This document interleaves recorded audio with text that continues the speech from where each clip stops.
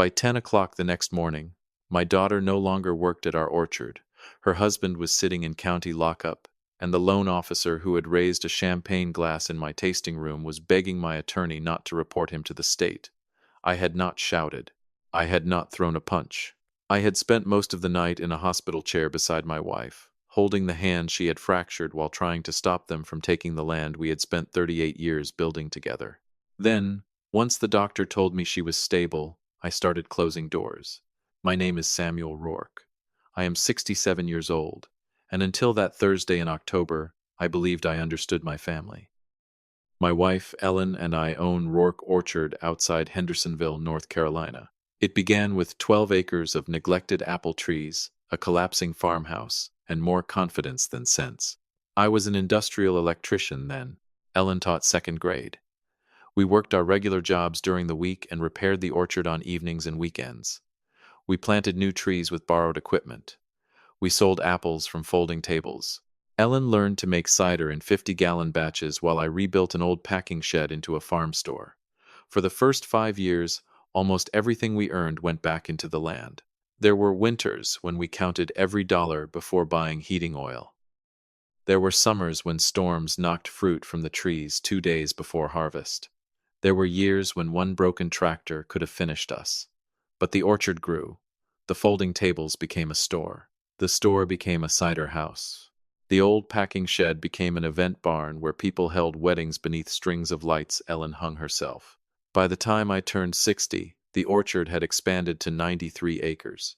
We employed 22 people during the busy season. Ellen and I owned the land together, 50-50. And every major business decision required both our signatures. That last detail matters. Our only child, Natalie, was 35.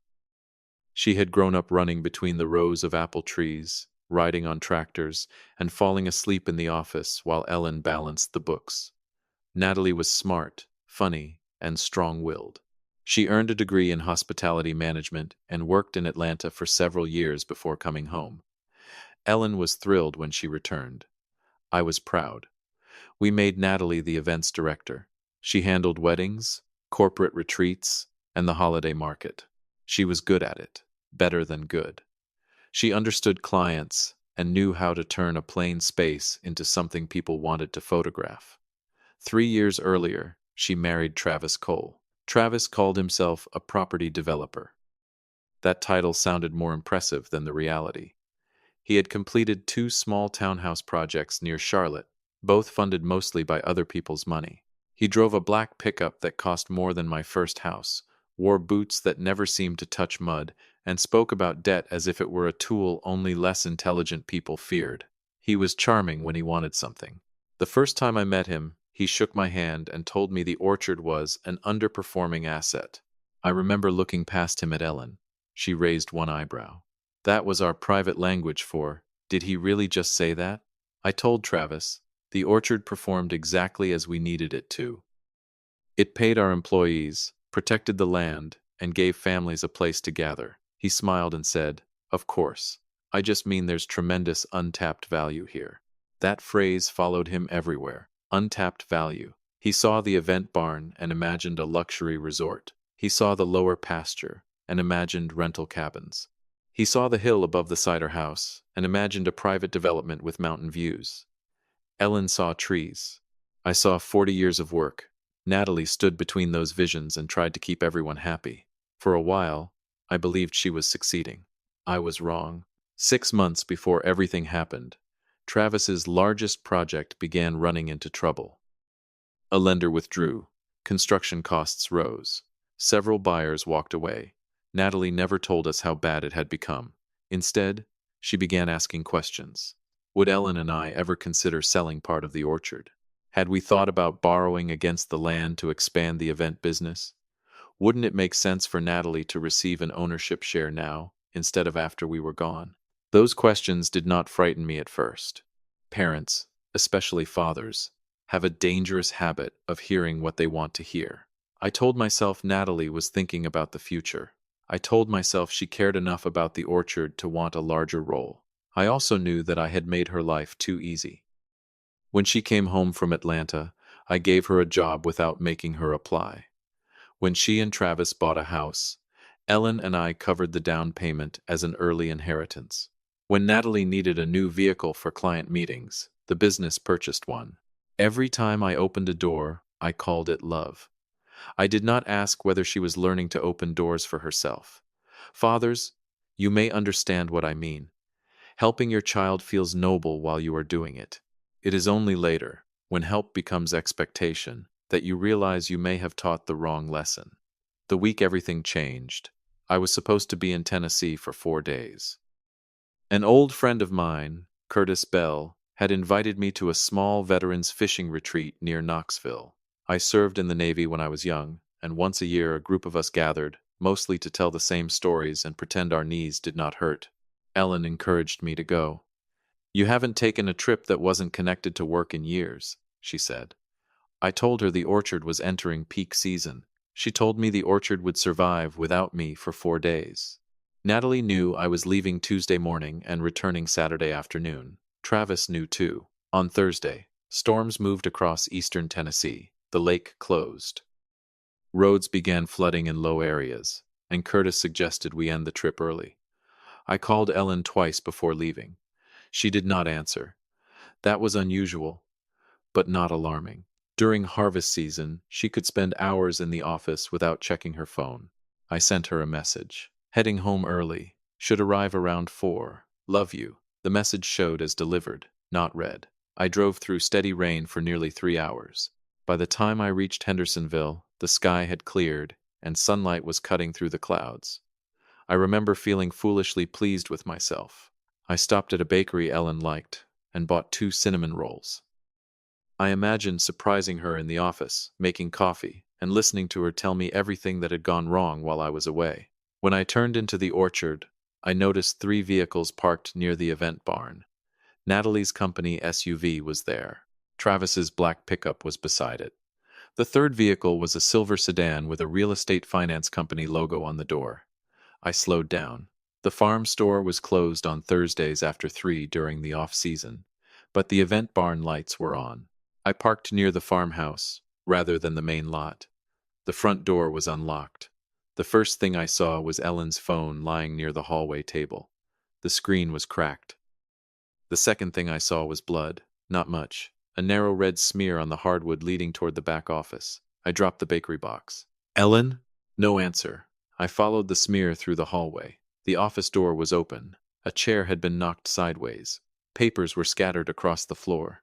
Ellen was lying near the bottom of the 3 steps that led from the office into the glass greenhouse walkway.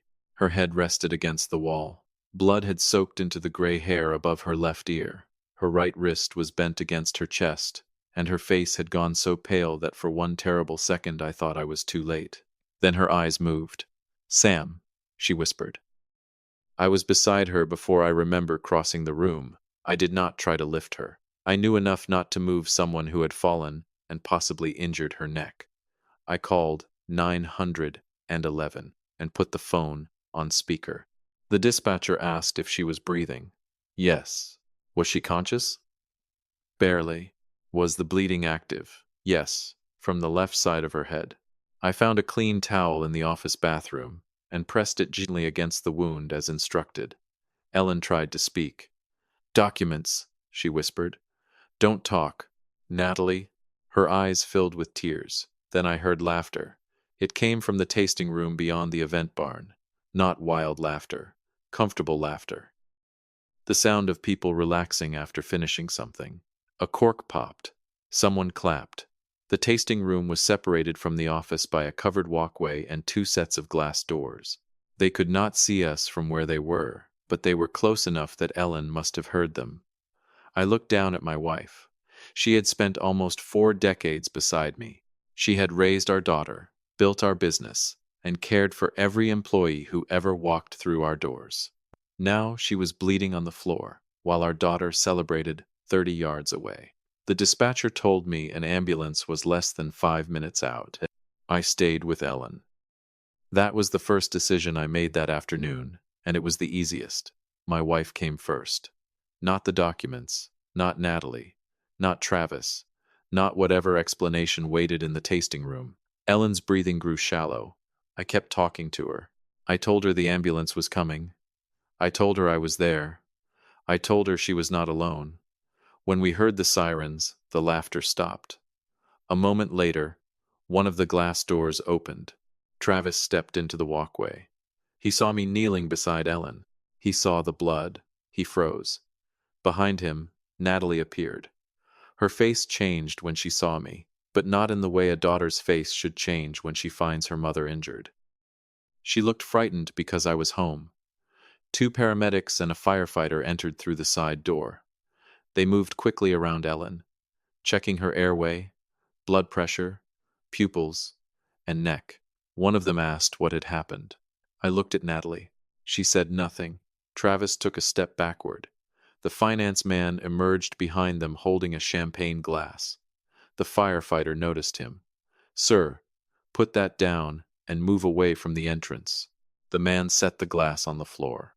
The lead paramedic told me Ellen needed immediate transport. Her blood pressure was dangerously high. She had a serious head wound, and her wrist appeared fractured. They fitted a cervical collar around her neck and prepared the stretcher. Ellen gripped my fingers with her uninjured hand. "I'm going with you," I said. Natalie finally found her voice. "Dad, we need to explain." "Two." I stood slowly. She looked like the little girl who used to wait near the packing shed after breaking something, hoping I would be less angry if she admitted only part of the truth. "Your mother is going to the hospital," I said. "You will not leave this property." Travis crossed his arms. "You can't keep us here." I looked at the firefighter. "Has law enforcement been called?" He nodded. "The dispatcher sent a deputy because the injury may have resulted from an altercation." Travis's arms dropped. The paramedics rolled Ellen toward the ambulance. Natalie moved toward her. Ellen turned her face away. That hurt Natalie. I saw it. It should have. I followed the stretcher outside.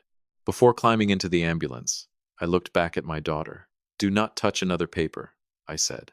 The ride to Mission Hospital took 28 minutes. Ellen drifted in and out. The paramedic kept asking her questions to monitor her awareness. What was her name? What day was it? Did she know where she was? She answered, "Most of them." At the hospital, doctors ordered a CT scan, stitched the wound above her ear, and confirmed she had a concussion and a fractured wrist. Her blood pressure had climbed to a dangerous level during the confrontation, but there was no bleeding inside her skull. The emergency physician told me the fall could have been much worse. If she had struck the edge of the concrete step instead of the wall, he said, we would be having a very different conversation. I sat beside Ellen while a nurse cleaned dried blood from her neck. She looked smaller in the hospital bed. Not weak. Ellen had never been weak, but exhausted, ashamed, even though she had done nothing wrong. That is what betrayal does to decent people. It makes them search themselves for the mistake. "I tried to call you," she said. "I saw your phone." Travis knocked it out of my hand. I kept my voice level. "Tell me what happened." She closed her eyes. "Natalie asked me to meet them in the office. She said there was an expansion proposal for the event business. I thought it involved the kitchen renovation." She looked toward the bandage on her wrist. "Travis brought a man named Calvin Shore. He said he represented a private lender. They had loan papers, management agreements, and a power of attorney." "For what?" "The orchard." I already knew the answer, but hearing her say it made my stomach tighten. "Travis's development company is nearly insolvent," she continued. "The lender would give him enough money to finish his project if the orchard guaranteed the loan. The orchard cannot guarantee anything without both our signatures. They said your signature could be obtained later." "That is not true." I told them that. Ellen's mouth trembled. "Natalie said it was temporary. She said we had more land than we needed, and that her husband's project would make all of us wealthy." "What did Calvin Shore say?" "He said he had already reviewed corporate records showing I owned half the company. He said my signature could authorize the initial commitment. That still would not be enough." "I know." "Did Natalie know?" Ellen looked at me. She knew everything. Those 4 words did more damage than the blood on the floor. Ellen told me Natalie had provided copies of business records, tax statements, and insurance documents. She had also arranged for a remote notary to verify Ellen's signature. When Ellen refused, Travis became angry. He accused us of holding Natalie back. He said we were sitting on millions of dollars while his company collapsed. He said the orchard would belong to Natalie eventually, so using it now was no different from using an inheritance early. Ellen ordered them out. Travis blocked the office door. Natalie told her mother to stop being dramatic. Ellen tried to walk past them. Travis reached for the folder she was carrying. She pulled away. He caught her arm. Her heel slipped on the edge of the step, and she fell backward. "What did they do after you fell?" I asked. Ellen stared at the ceiling. Natalie came to me. For a moment, I felt hope. She knelt beside me. I told her to call 911. Ellen swallowed. Travis said an ambulance would bring police and questions. Calvin said the lender would withdraw if there was an incident. Natalie told me to breathe and said they would take me to urgent care after the documents were handled. I looked down at my hands. My daughter had heard her injured mother ask for an ambulance. She had chosen the deal. "How long were you on the floor?" "I don't know. 20 minutes. Maybe 30. My chair scraped as I stood. Ellen reached for me. "Sam, I'm not leaving. You're angry." "Yes. Don't do anything you cannot undo." I looked at the woman who had been my moral compass since I was 29 years old. "I'm going to make sure everything I do can be explained in a courtroom." That was the only promise I made. A nurse entered and said a sheriff's deputy needed to speak with us. Deputy Marcus Hale was in his early 40s, calm and precise. He took Ellen's statement, photographed her injuries, and asked permission to collect the damaged phone and documents from the office. I gave him permission to enter the property. Then, my phone rang. It was Nina Perez, our bookkeeper. Nina had worked for us for 14 years. She was honest to the point of irritation, which is exactly what you want in someone who handles payroll. "Sam," she said, "I heard about Ellen. Is she alive?" "She is stable. Thank God." Her voice changed. "There is something you need to see." Nina had received an automatic security alert when the office camera disconnected. She had logged into the backup system from home. The cameras in the office and greenhouse walkway were not visible to Travis. I had installed them after several cash thefts 5 years earlier. The recording had uploaded to off-site storage before someone pulled the power cable. Nina sent me 3 clips. I watched the first one in the hospital hallway. Travis stood near the office door, holding a folder. Calvin Shore sat at Ellen's desk. Natalie placed the power of attorney document in front of her mother. Ellen pushed it away. The second clip showed the argument. There was no audio from inside the office, but the images were clear. Ellen rose. Travis moved in front of the doorway. She pointed toward the exit. He did not move. She tried to pass him. He grabbed the folder. She pulled back. He caught her forearm. She fell. Natalie rushed forward. For 6 seconds, she looked like my daughter. She knelt beside her mother and touched her face. Then Travis pointed toward the documents. Natalie looked at the office camera. She stood, walked directly toward it, and pulled the power cable. The third clip came from the greenhouse camera. It showed Ellen alone on the floor. Through the glass, Natalie, Travis, and Calvin carried the papers toward the tasting room. 12 minutes later, a catering assistant brought in a bottle of champagne. They had not forgotten Ellen. They had made a decision about her. Deputy Hale watched the clips twice. "Mr. Rourke," he said, "I need the original files. Nina can provide them. Your daughter and son-in-law are still at the orchard. Another deputy is there now. What will happen? That depends on the district attorney, but we have possible assault, interference with emergency assistance, attempted fraud, and evidence tampering." I nodded.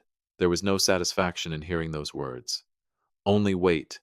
Parents imagine many futures for their children.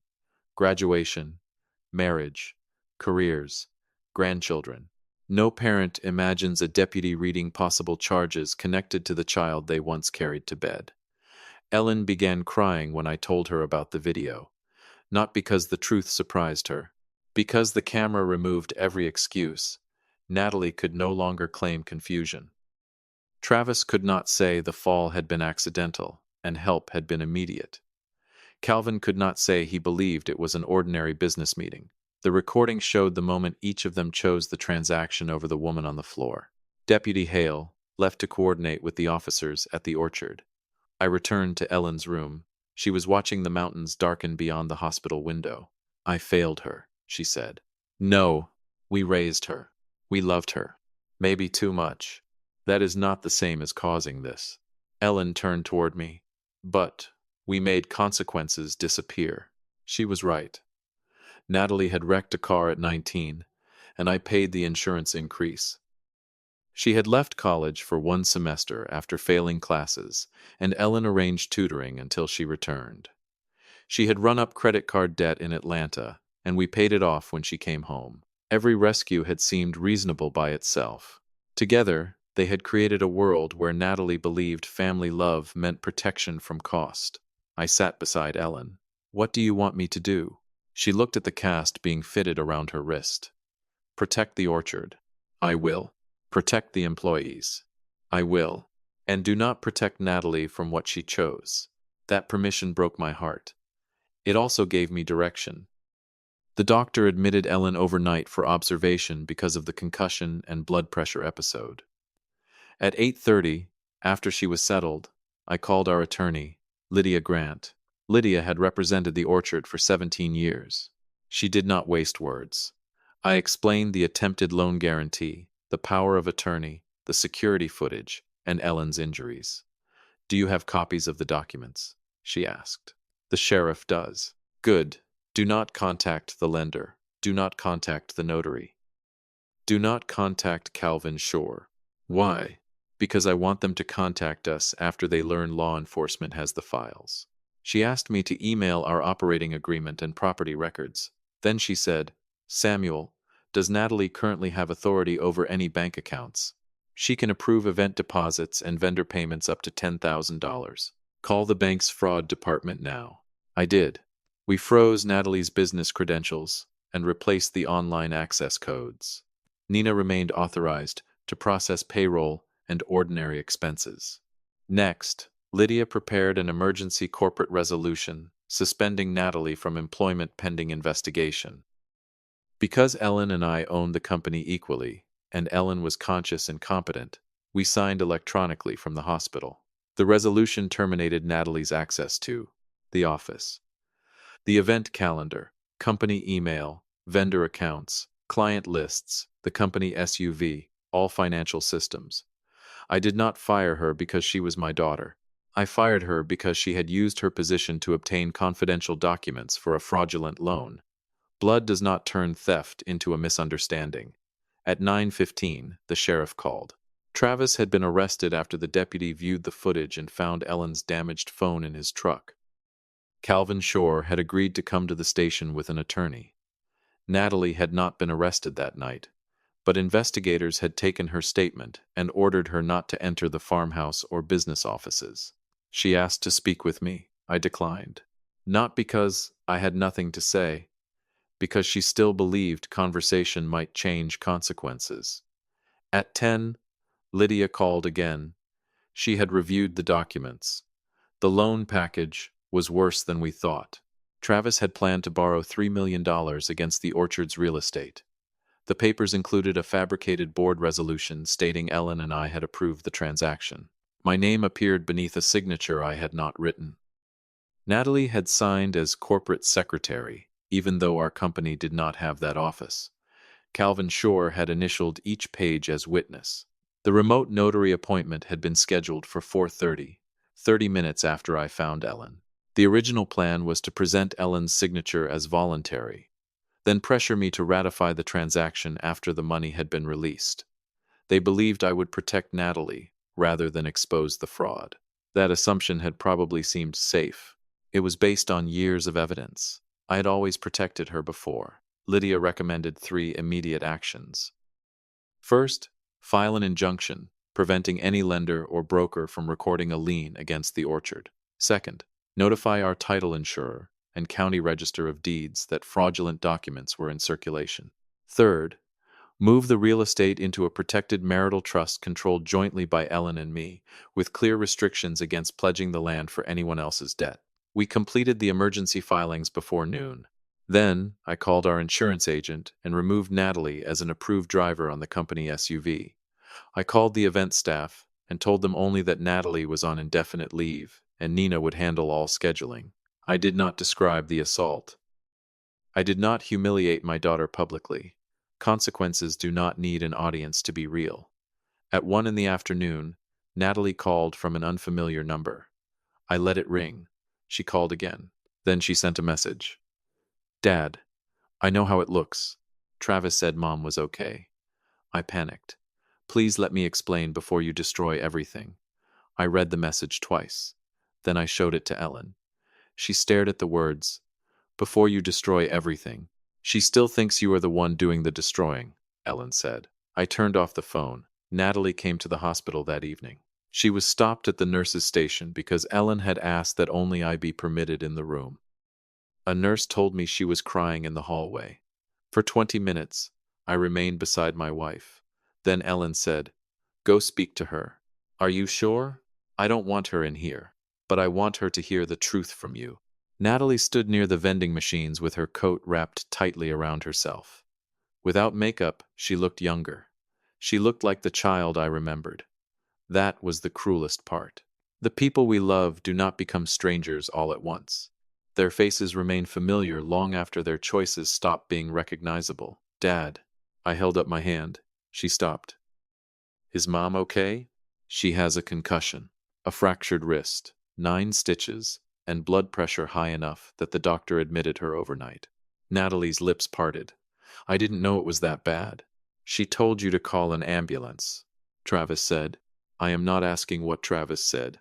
Tears ran down her face. I was scared. "So was your mother. I thought the deal would save his company." "Your mother was on the floor." I went to her.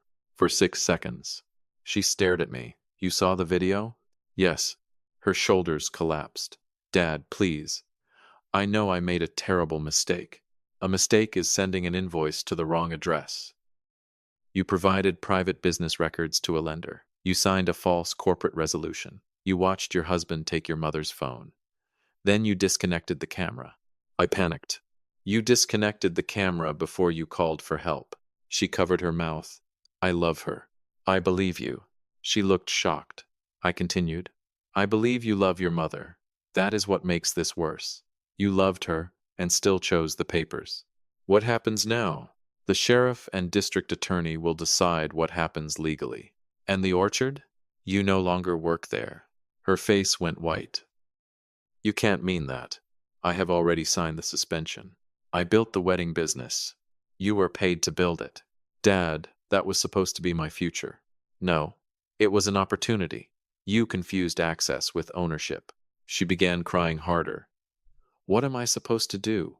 There it was. The question I had answered for her entire life. What am I supposed to do? Call the school, pay the bill, fix the car, speak to the employer, cover the debt, open the door. This time, I gave her the only answer that might help. "You are 35 years old. You are going to find an attorney. You are going to tell the truth. You are going to cooperate with investigators.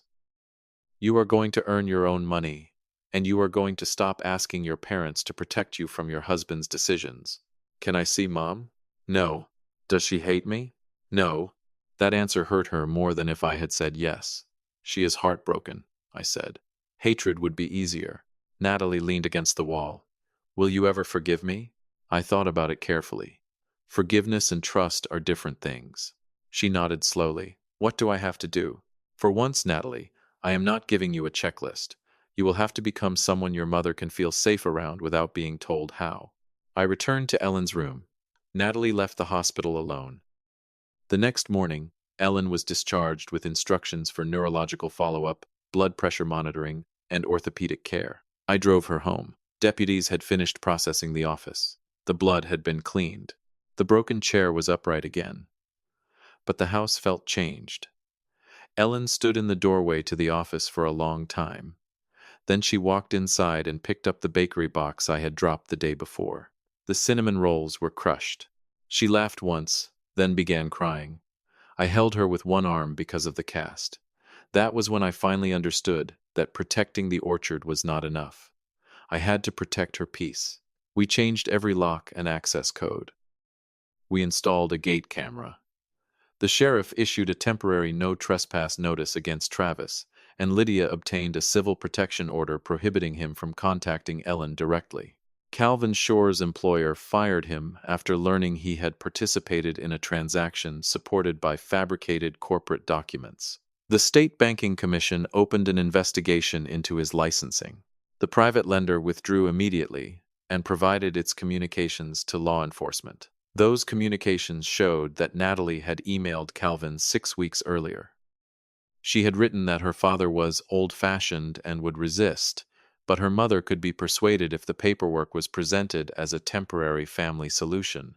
That sentence damaged Ellen more than the fall. Her own daughter had described her as the easier parent to manipulate. Travis remained in custody for 2 days before posting bond. He was charged with assault, obstruction of emergency assistance, theft of Ellen's phone, attempted fraud, and evidence tampering. Natalie was charged later with attempted fraud and falsifying business records. The district attorney offered her a path that included cooperation, restitution, probation, and community service because she had no criminal history and provided evidence against Travis and Calvin. She accepted. Travis did not. He insisted the orchard had always been intended for Natalie and called the loan a family business arrangement. A jury heard the case 9 months later. The security footage lasted less than 4 minutes. That was enough. He was convicted on multiple counts and received a prison sentence, followed by supervised release and an order to pay restitution. By then, Natalie had filed for divorce. I did not celebrate that. A failed marriage is still a loss, even when the marriage was destructive. For the first 3 months after the incident, Natalie and Ellen had no direct contact. Natalie moved into a small apartment and found work at a conference hotel 40 miles away. No family connections, no title, no company vehicle. She began at the front desk. Later, she moved into event coordination. I learned these things through her attorney and through the letters she mailed to Ellen once a month. Ellen kept every letter unopened in a kitchen drawer. One evening in February, she finally read them. The first was full of apologies. The second explained Travis's pressure. The third admitted that pressure did not excuse her. The fourth contained no request for forgiveness. It described a woman Natalie had helped at the hotel after the woman fell near the ballroom. Natalie had called an ambulance immediately and stayed with her until help arrived. At the end, she wrote, "I understood afterward that I was trying to save a stranger in the way I failed to save my own mother. I cannot change that day. I can only stop being the person who made that choice." Ellen read the sentence 3 times. Then she called Natalie. Their first conversation lasted 7 minutes. There was no reunion at the orchard, no dramatic embrace, no promise that everything would return to normal. Ellen asked if Natalie was safe. Natalie said yes. Natalie asked about her mother's wrist. Ellen said it still hurt when rain moved through the mountains. Then Ellen said, "I love you, but I am not ready to see you." Natalie answered, "I understand." For the first time in her life, she did not ask when. That mattered.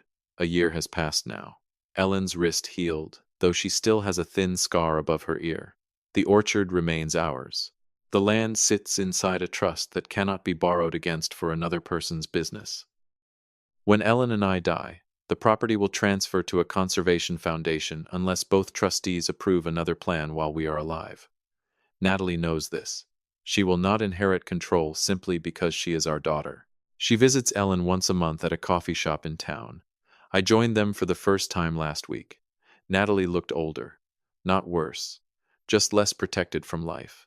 She asked me how the harvest had gone. I told her it was one of our strongest years. She nodded and said she was glad. She did not ask for her job back. She did not ask about the will. She did not ask whether she could return to the orchard. When we stood to leave, she hugged her mother carefully. Then she looked at me. "I know you still don't trust me," she said. No. Her eyes filled, but she did not look away. "I'm working on becoming trustworthy anyway." I believed her. That is not the same as trust. But it is a beginning. My fellow fathers, husbands, and parents, there is something I learned too late. Love is not measured by how many consequences you remove from another person's path. Sometimes love pays the bill. Sometimes love opens a door. Sometimes love gives another chance. But there comes a moment when rescuing someone teaches them that other people will always absorb the cost of their choices. When that moment comes, stepping back can feel cruel. It can feel like abandonment. It can feel as if you are betraying your role as a parent. I know better now. The day I found Ellen on that floor, my daughter lost more than a job. She lost the protection she had mistaken for entitlement. I did not stop loving her. Ellen did not stop loving her. We stopped allowing love to be used as a key to our home, our business, our land, and our silence. That afternoon began with my wife bleeding beneath a broken office chair while our daughter celebrated a deal in the next building. It ended a year later in a small coffee shop, with that same daughter asking for nothing and admitting that trust had to be earned without a guarantee that it would ever return. Ellen and I drove back to the orchard together. The apple trees were bare, the mountains were dark against the evening sky, and lights glowed inside the event barn. Ellen rested her hand over mine on the center console. "Do you think she's changing?" she asked. "I think she finally understands that we cannot do it for her." Ellen nodded. We passed through the new gate and continued up the long driveway toward the farmhouse. For most of my life, I believed a good father kept every door open for his child. Now, I believe something different. A good father knows which doors lead home, and he also knows when closing one is the only way to make a grown child learn how to stand outside, tell the truth, and earn the right to knock again. Love does not always mean opening every door or rescuing someone from every consequence. Sometimes the kindest choice is to protect the people who were hurt, set clear boundaries, and leave room for change without pretending trust has returned. When honesty, patience, and responsibility guide us, even a broken family can begin to heal slowly, carefully, and with hope still waiting at the table. A small note for you. This story was created and fictionalized by AI for your entertainment, while also sharing a positive life lesson.